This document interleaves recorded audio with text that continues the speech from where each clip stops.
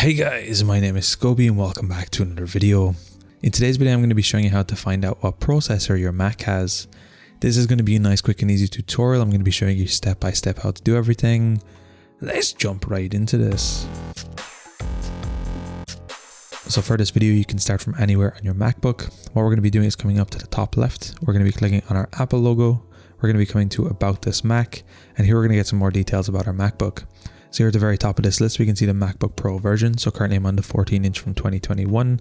And just below this, we will see the chip, and this will be the processor.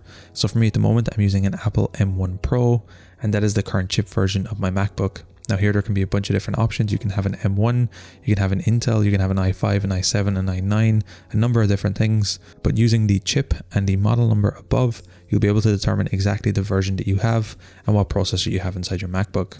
Anyway guys, I want to take this moment to give a huge shout out to the channel members, Sean Daly and Joshua Davis. Thank you so much for supporting the channel. If you'd like to have your name shout out in future videos or some other perks, be sure to click the join button underneath any video on the channel. Anyway guys, thank you so much for watching. Until next time, as always, keep it saucy. Peace.